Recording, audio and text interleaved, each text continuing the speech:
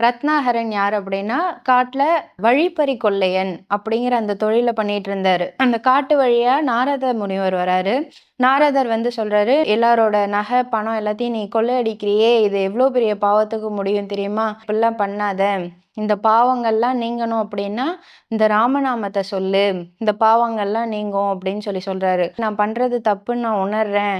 ஆனா இது பாவம் எனக்கு போகணும்னா, நான் ராமநாமத்த சொல்ல ஆரம்பிக்கணும். சொல்லுங்க நான் சொல்றேன்" அப்படின்னவே, "ராமா, ராமா, ராமான்னு சொல்லு" அப்படிங்கிறாரு. ஆனா அந்த வேடுவன் வாயில இருந்து அந்த ராமாங்கிற அந்த வார்த்தையே வரல. ராமான்ற வார்த்தை எனக்கு வரலையே சாமி, நான் என்ன பண்ணட்டும் அப்படின்னு கேக்குறாரு. உடனே அங்க இருந்து பக்கத்துல ஒரு மரம் இருந்தது. அந்த மரத்தோட பேர் என்ன அப்படின்னு நாரதர் கேக்குறாரு. அந்த மரத்துக்கு பேரு மராமரம். அப்போ நீ மராமரான்னு சொல்லு அப்படின்னோனே அந்த ராமநாமம் தானா வருது. மரா மரா மரா மரா மரான்னு சொல்ல அது ரிப்பீட்டட் ஆகி ராம ராமன்னு சொல்லி வருது. அந்த ராமநாமத்தை உட்கார்ந்து ஜபிக்க ஆரம்பிக்கிறாரு.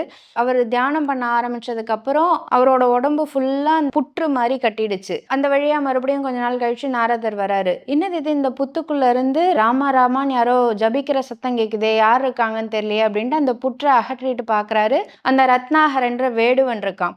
புற்று அப்படின்னா வடமொழியில வல்மீகம் அப்படிங்கிற ஒரு பொருள் இருக்கு. இப்போ உங்க எல்லாருக்குமே தெரியும், ராமாயணத்தை எழுதிய அந்த வால்மீகி, அந்த வல்மீகம் அப்படிங்கிறத வால்மீகி அப்படின்னு தன்னோட பெயரா மாத்திக்கிட்டாரு. இப்போ வரைக்குமே நம்ம ராமாயண கதைய உலகம் ஃபுல்லாவே நம்ம படிச்சுட்டு இருக்கோம், அதை பத்தி கேள்விப்பட்டுட்டு இருக்கோம். அப்படியேற்பட்ட அந்த வால்மீகிக்கு அறிவு ஞானத்தை இந்த ராமபிரான் கொடுத்திருக்காரு. அப்போ நம்ம தெரிஞ்சோ தெரியாமலோ எவ்வளோ பாவங்கள் நம்ம பண்ணியிருப்போம். தெரியாம தான் எல்லாருமே பண்றது. இருந்தாலும் நம்ம யாருக்காவது பாவம் பண்ணிட்டோம், ஒருத்தரோட மனசை கஷ்டப்படுற அளவுக்கு நம்ம பேசிட்டோம், அதுக்கு மன்னிப்பு கிடையாதா அப்படின்னா, இந்த ராமரோட நாமத்தை நம்ம சொல்ல சொல்ல சொல்ல சொல்ல அந்த பாவங்கள்லாம் நீங்கும் அப்படிங்கிறது பொருள்.